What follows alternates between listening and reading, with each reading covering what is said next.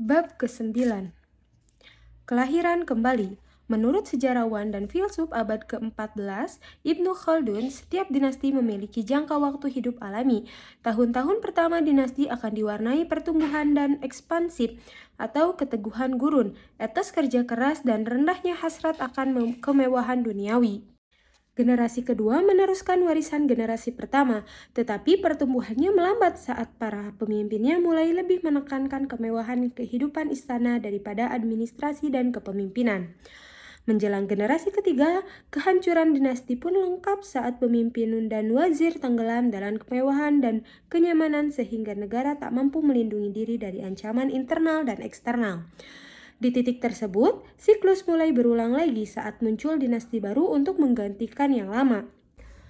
Keturunan Osman, pejuang Turki di Anatolia Barat, akan bangkit pada abad ke-14 dan ke-15 sebagai kekuatan Islam utama dan memandu era baru kestabilan, pertumbuhan, dan keajaiban budaya.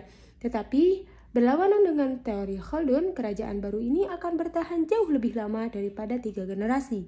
Dinasti ini akan berlanjut menjadi kekuatan dunia sampai kejatuhannya pada Perang Dunia I awal 1900-an. Asal mula Ottoman. Akibat serangan gencar Mongol, banyak keluarga Turki melarikan diri ke Asia Tengah untuk mengungsi ke daerah perbatasan dunia Islam. Karena terbiasa hidup nomaden secara tradisional, mereka mampu beradaptasi dengan cepat dan mudah di mana saja, termasuk bekas wilayah kekuasaan Bizantium. Sejak Saljuk mengalahkan Bizantium di Perang Manzikert pada 1071, Anatolia terbuka bagi penaklukan pemukiman bangsa Turki.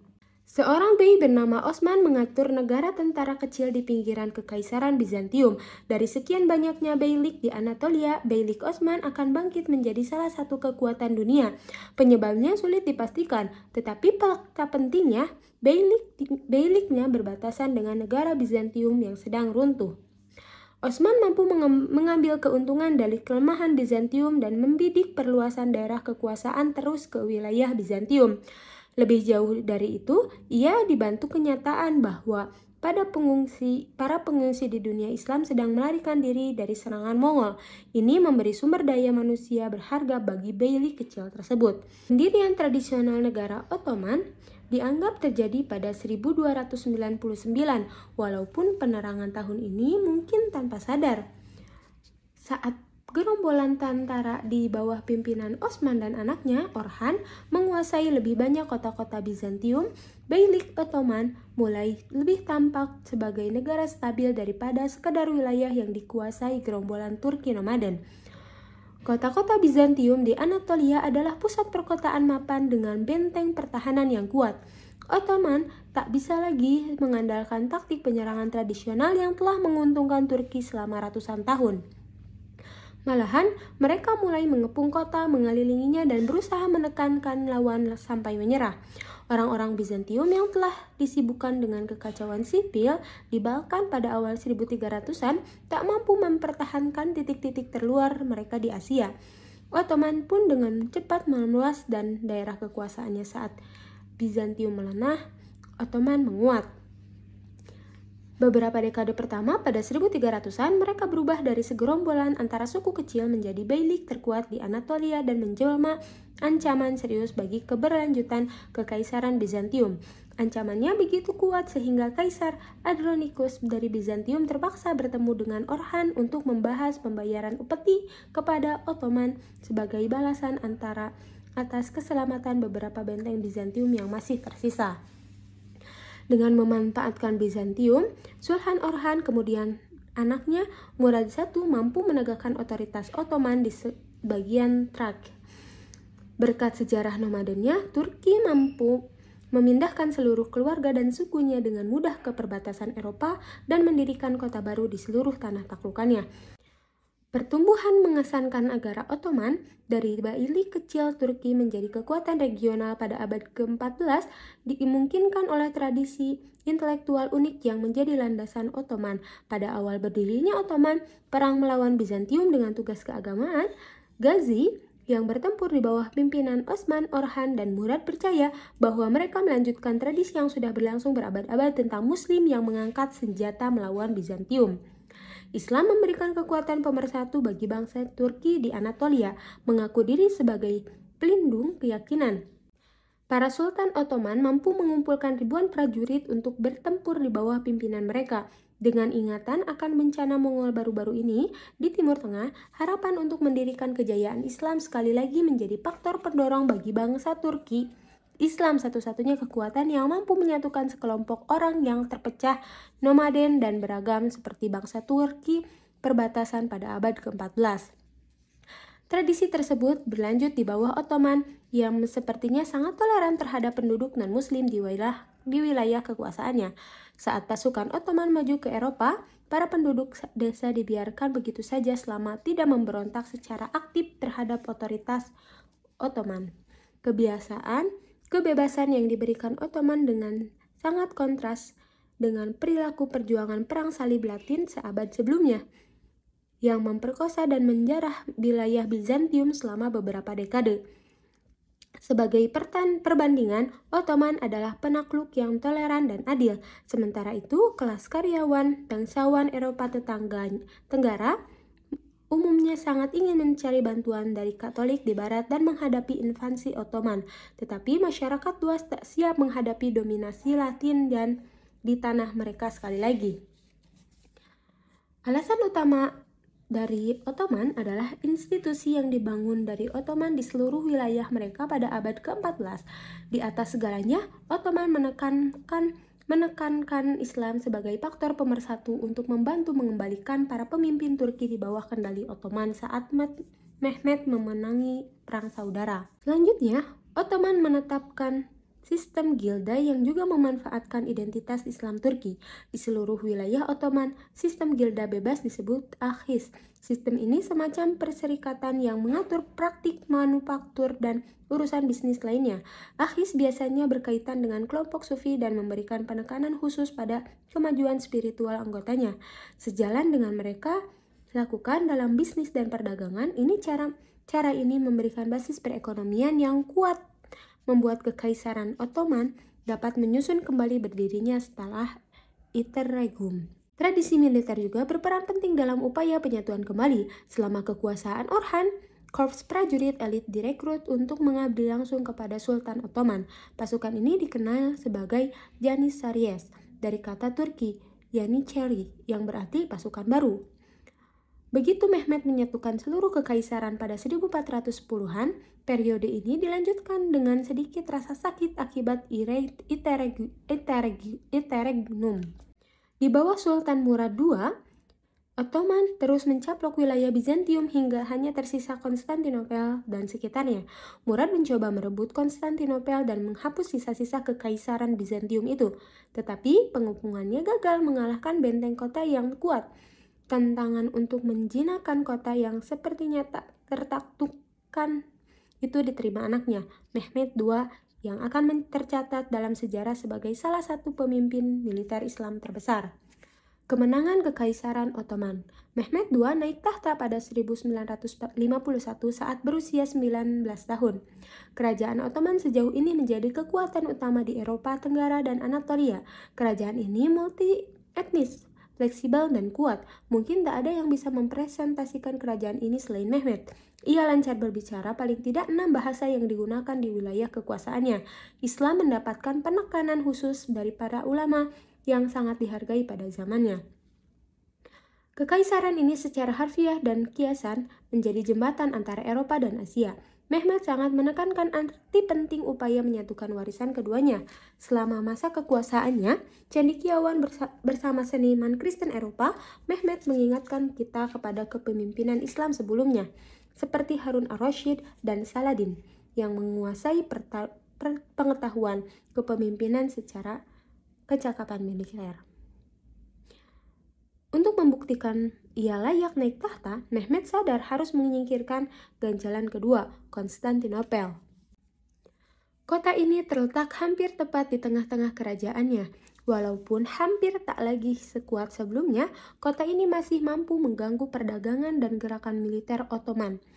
Dari sudut pandang praktis, kota ini selalu harus ditaklukkan, tapi ada elemen religius di dalam kota ini. Nabi Muhammad telah meramalkan 800 tahun, suatu saat Islam akan menaklukkan kota ini dan pemimpin serta pasukan yang melakukannya terdiri atas orang-orang yang sungguh hebat. Tak lama setelah berkuasa, Mehmed mulai mempersiapkan diri untuk memenuhi ramalan tersebut. Tindakan ini akan memperkuat kekaisaran Ottoman dan posisinya sendiri sebagai sultan. Selama ribuan tahun, dinding Konstantinopel menjadi saksi banyaknya pasukan yang hancur di bawahnya, termasuk pengepungan Umayyah pada akhir abad ke-7. Usaha lain yang dilakukan Bayezid I dan Murad II juga menemui kegagalan. Jika ia menjadi pemimpin yang seperti yang disabdakan Nabi Muhammad, Mehmed perlu taktik dan pasukan baru agar berhasil. Beberapa kilometer di utara kota, ia membangun benteng di pinggiran Selat Bosporus, di seberang benteng yang dibangun oleh kakek buyutnya, Bayezid I, benteng ganda yang akan menjadi penyumbat jalur air dan mencegah Bizantium mencari bantuan dari wilayah Laut Hitam. Dibutuhkan kanon terkuat di dunia untuk meruntuhkan dinding terkuat di dunia. Yang paling utama, Mehmed merekrut 100.000 tentara, termasuk orang-orang Kristen di negara vasal di Balkan. Mehmed mengerahkan semuanya dalam pertempuran ini. Dengan persiapan tersebut, kegagalan merebut kota itu bisa menimbulkan perpecahan dalam Kekaisaran Ottoman sendiri. Sebuah faksi Kristen Ortodok juga bangkit dan menentang secara terbuka tawaran kerjasama apapun dengan Barat. Meskipun banyak rombongan tentara Italia telah menuju Konstantinopel untuk membantu pertahanan, perpecahan internal terbukti menjadi salah satu alasan terjatuhnya kota itu. Pada April 1453, pasukan Mehmed tiba di benteng kota legendaris itu. Beberapa ribu pasukan mampu mempertahankan kota dengan gagah berani di balik benteng masif tersebut. Tetapi akhirnya setelah bombardir terus-menerus, usaha berulang melewati dinding dan strategi jenius yang melibatkan 70 kapal Ottoman sejauh 2 km dari daratan hingga pelabuhan kota itu, penaklukan pun berhasil ditaklukkan. Pada 29 Mei 1453, pasukan Islam akhirnya berhasil menaklukkan kota legendaris itu. Mehmed yang kemudian dikenal sebagai sang penakluk menjadikan kota ini sebagai ibu kota pemerintahan. Kekaisaran Ottoman tak lagi punya keganjalan dan kemasyhuran Mehmed menyebar ke seluruh dunia Islam sebagai penguasa kuat dalam kekaisaran baru yang akhirnya memenuhi ramalan 800 tahun itu. Penaklukan Konstantinopel lebih dari sekedar kemenangan militer atas musuh bebuyutan. Penaklukan ini juga menyimbolkan kebangkitan kembali dunia Islam sebagai kekuatan imperial dan multikultural. Sudah sekian abad berlalu sejak penaklukan oleh Bani Rashid dan Umayyah membuka daerah baru untuk Islam. Ottoman mengembalikan praktik tersebut di Konstantinopel, yang baru kemudian dikenal sebagai Istanbul. Di kota Ottoman, tradisi budaya Bizantium, Romawi, dan Yunani menemukan nafas segar dalam konteks Islam. Contoh utama percampuran budaya ini masih terlihat hingga sekarang di kaki langit Istanbul. Masjid-masjid kerajaan yang dibangun Mehmed II, Sulaiman Ahmad I menjamin motif kubah raksasa, walaupun adaptasi sesuai penggunaan Islam, dengan menara yang tinggi dan langsing, serta kaligrafi Arab di dalamnya seperti dalam sejarah Islam sebelumnya. Penaklukan tak menyebabkan pergantian baru peradaban dengan peradaban lain, tetapi menciptakan peradaban baru berdasarkan budaya keduanya. Masa keemasan Ottoman. Sang penakluk terus memperluas wilayah Ottoman secara militer. Tak lama kemudian, bendera Ottoman berkibar di wilayah lebih banyak di Serbia, Bosnia, Moldova, dan Albania. Pada tahun-tahun terakhir, sekelompok tim ekspansi dikirim ke Italia dengan tujuan merebut Roma, walaupun rencana ini dibatalkan setelah ia meninggal pada 1481. Ekspansi militer dan ekonomi dilanjutkan penerusnya, Sultan Bayezid II dan Salim I. Dalam 8 tahun masa pemerintahan Salim, dari 1512 mencapai 1520, Ottoman mengalahkan dinasti Safavid di Persia dan mencaplok seluruh kesultanan Mamluk di Mesir. Jantung tradisional dunia Islam, termasuk Suriah, Mesir, dan kota suci berada di bawah kendali Ottoman. Walaupun tak menggunakan gelar secara berlebihan, implikasi secara negara terkuat serta kedudukan sebagai khalifah membuat Ottoman diharapkan menjadi penjaga Islam. Oleh karena itu, Ottoman mampu membantu kaum muslim melawan kekuatan Eropa yang tumbuh hingga ke Afrika Utara dan Indonesia sepanjang abad ke-16 dan ke-17. Sistem yang disebut milet non-muslim diperbolehkan memilih pemimpinnya sendiri yang mewakili mereka dalam memerintah Ottoman. Pemimpin ini berlaku sebagai perantara antara Sultan Ottoman dan berbagai komunitas kepercayaan di dalam kerajaannya. Secara bertahap, puluhan milet terbentuk untuk mewakili banyaknya gereja Kristen di wilayah Ottoman. Masa keemasan negara Ottoman tak diragukan lagi, terjadi pada 46 tahun masa kekuasaan Sultan Sulaiman dari 1520 sampai 1566. Pada masa itu, Kesultanan Ottoman mencapai kekuatan terbesarnya. Semenanjung Balkan, dunia Arab yang terdiri atas Jazirah Arab dan Afrika Utara, sebagian pegunungan Kaukasia dan Persia berada di bawah kendali Ottoman. Ekspansi terus-menerus memberikan pampasan perang lebih banyak, menyokong perekonomian yang telah cukup kuat karena rute perdagangan menguntungkan melalui kerajaan. Kekuatan ekonomi besar juga menghasilkan kemajuan budaya yang tinggi. Seperti hampir di semua negara Islam, perangkat hukum tertinggi tetaplah syariah, hukum Islam berdasar Al-Quran dan hadis. Tetapi, hukum sekunder kerajaan yang dibuat sultan sebelumnya harus diteliti agar tidak saling bertabrakan dan melanggar syariah. Hukum yang usang, kontradiktif, atau tak islami dibuang. Hasilnya berupa kode hukum yang ramping dan tegas yang bisa digunakan kerajaan otonom selama ratusan tahun. Oleh karena itu, rakyatnya mengenal dia sebagai Kanuni, sang pembuat hukum. Akan tetapi, kerajaan Ottoman bukanlah rumah kartu yang runtuh. Akibat satu kekalahan.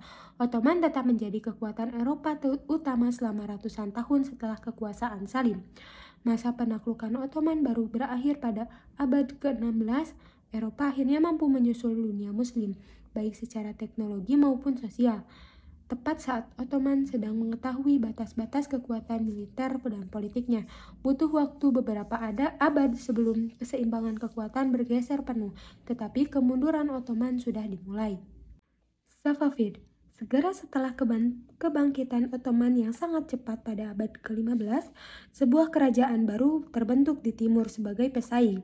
Asal mula kerajaan Safavid sama dengan Ottoman dalam banyak hal, tetapi cara pandang dunia dan struktur keagamaan secara mendasar sangat berbeda.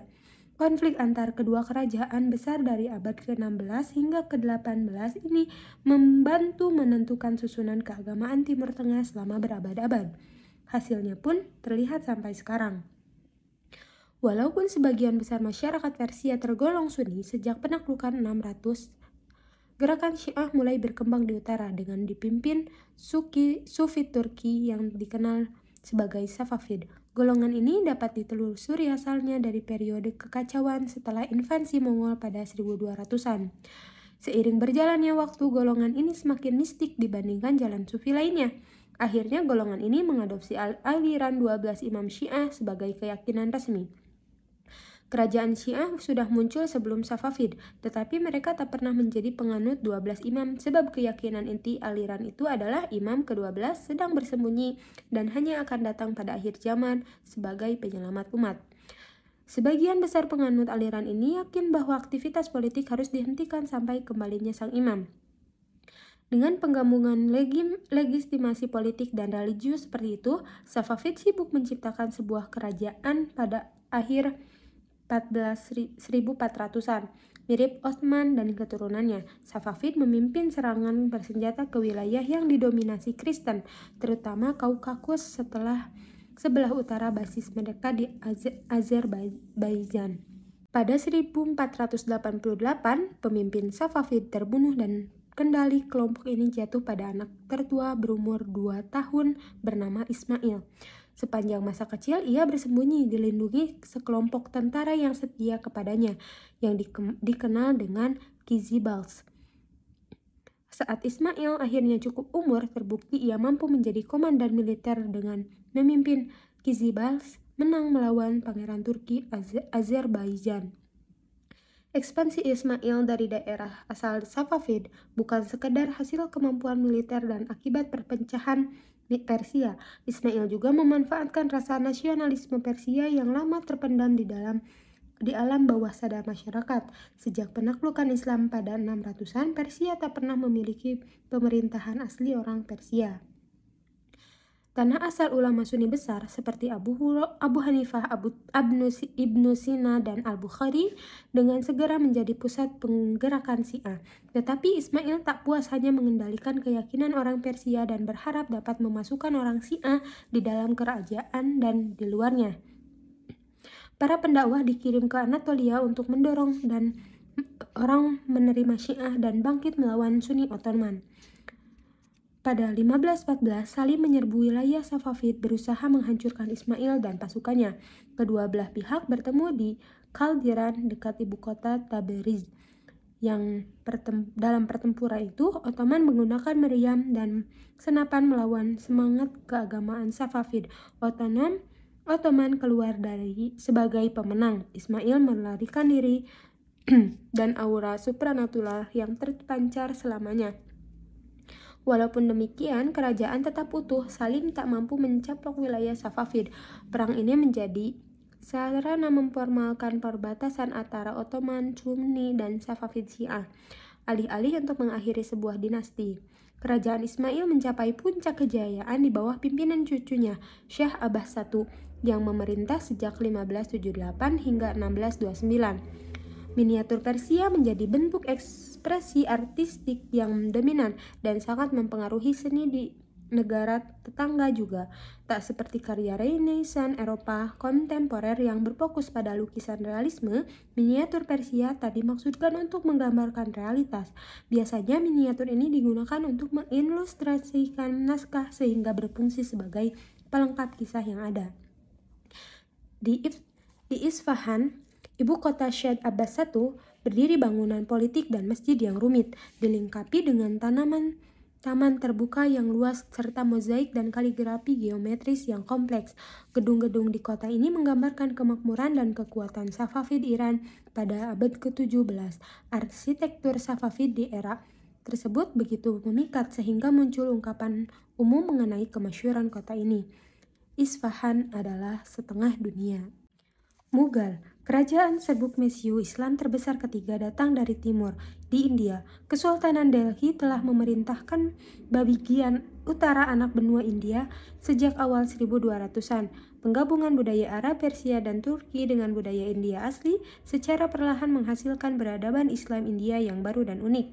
Menjelang awal 1500-an, kekuatan politik Islam di India mulai surut, tetapi sudah cukup banyak penduduk yang menjadi Muslim, sehingga dinasti Islam baru yang dapat tumbuh dengan mudah di anak benua ini. Kerajaan Mughal didirikan oleh penakluk Turki dari Asia Tengah, Babur. Ia mengklaim sebagai keturunan langsung Genghis Khan dan Timur. Silsilah ini membuatnya yakin bahwa ia memimpin kerajaan besar. Tetapi awal masa kepemimpinannya di negara kecil sang ayah di Uzbekistan tak terlalu berhasil. Ia kehilangan kontrol atas utama Samarkand serta tanah nenek moyangnya di lembah Fergana, lalu dipaksa mengucilkan diri dengan sekelompok pengikutnya. Pada akhirnya, pada abad ke-16, kerajaan Mughal memperluas jangkauannya hampir ke seluruh anak benua India. Dalam banyak kasus, penguasa lokal dibiarkan tetap berkuasa dengan imbalan membayar kesetiaan pada Mughal. Di negeri yang begitu beragam dan terpisah, penetapan politik semacam itu diperlukan bagi stabilitas negara imperial. Mirip seperti kerajaan Ottoman yang sejaman, kerajaan Mughal menyatukan beragam manusia dan tradisi. Tak lazim bagi seorang Hindu di kerajaan Mughal membaca dan menulis dalam bahasa Persia, atau bagi seorang arsitek Muslim Persia terinspirasi oleh bangunan Hindu India. Suasana percampuran budaya mencapai puncaknya pada masa Kaisar Akbar. Dengan menganggap dirinya pecinta seni dan seorang intelektual, ia giat mendukung cendekiawan tanpa memperhatikan latar belakang budaya dan agama mereka. Dia dikenal kerap mewadahi debat dan diskusi antar cendekiawan berbagai agama di istananya. Pemuka agama Buddha, Hindu, Kristen, dan Yahudi diundang untuk mendiskusikan konsep Tuhan dan agama mereka dengan ulama Muslim. Akbar lalu merumuskan teori keagamaan sendiri yang dalam pikirannya hanya menjembatani kekosongan antara berbagai tradisi. Ia menyebut agama barunya sebagai din ilahi atau agama Tuhan. Islam yang monoteis dan Hindu yang politeis pada dasarnya bukanlah teologi yang cocok. Hasilnya, agama Akbar cenderung fokus pada perilaku pribadi daripada masalah ketuhanan. Penguasa penerusnya merencanakan jalan kembali ke Islam tradisional. Hal ini mencapai puncaknya pada masa Aurangzeb, Kaisaran Mughal ke-7 yang berkuasa di puncak Mughal. Digelar kerajaannya Alamgir, penakluk dunia, lantaran ekspedisi militernya ke seluruh India. Masa kekuasaan selama 49 tahun ditandai oleh peningkatan aktivitas militer, kerajaan Mughal, dan kealiman pribadi serta dukungan pada pengetahuan Islam. Dalam hubungan dengan non-muslim, Kaisar Aurangzeb telah mencapai reputasi modern sebagai raja fanatik dan tidak toleran. Warisannya menggambarkan dampak positif modern terhadap cara pandang seorang memahami masa lalu. Perlu diperhatikan bahwa banyak kuil Hindu di India dihancurkan selama masa pemerintahannya. Fakta sejarah ini serta ketaatannya yang tinggi pada Islam telah mengarah banyak ahli sejarah dan menulis pada zaman sekarang menyebut sebagai penguasa yang toleran dan penindas. Jadi, dalam pandangan kerajaan Mughal pada abad ke-17, penghancuran kuil bukanlah penindasan keagamaan, melainkan pertahanan politik. Malahan, pada masa kekuasaan Aurangzeb, banyak kuil baru yang dibangun di India dan banyak penasihat tertinggi orang Hindu. Salah satu bahaya penelitian sejarah yang dangkal dan harus dihindari dalam dunia yang penuh politik sekarang ini adalah membebankan konflik dunia modern sebagai warisan dari tokoh-tokoh zaman dahulu. 3 kerajaan Mesiu. Secara bersama-sama, Ottoman, Safavid, dan Mughal dikenal sebagai kerajaan Mesiu. Mereka berkuasa dengan tatanan baru di dunia Islam, lahir dari sisa-sisa invasi Mongol yang menghancurkan. Mereka mewakili kebangkitan kembali dunia Islam, meskipun membentang di wilayah berbeda yang sangat luas, memiliki tujuan politik bertentangan, dan perbedaan keagamaan yang mencolok. Mereka memiliki inti budaya yang sama, Islam. Ini membuat mereka tampak lebih mirip, bukannya berbeda. Mereka semua menganut agama yang sama dari tanah Arab, birokrasi istana, dan budaya yang mengacu pada Persia dan mengakar pada Turki. Kerajaan Ottomanlah yang kali pertama memanfaatkan Mesiu dan Meriam dalam skala besar. Kemudian segera diikuti Safavid dan Mughal. Tingkat pencapaian ilmiah dan tekniknya tentu saja tak sebanding dengan masa keemasan ilmu pengetahuan dinasti Abbasiyah. Tetapi ini menandai era terakhir superioritas Islam di bidang teknik. Begitu negara-negara Eropa lebih unggul, pada akhirnya ketiga kerajaan itu lenyap pada abad ke-18 dan ke-19. Ada beberapa surat dari Sultan-Sultan Ottoman yang ditujukan kepada Raja Mughal dengan gelar Khalifah Amir al-Mu'minin yang berarti pemimpin mukminin. Ada beberapa usaha dalam penyatuan pan-Islam secara simbolis. Yang paling terkenal terjadi pada masa pemerintahan Sultan Abdul Hamid II dari Ottoman pada akhir abad ke-19. Tetapi saat kerajaan Mesiu ini bangkit, kegunaan kerajaan pan-Islam melesat.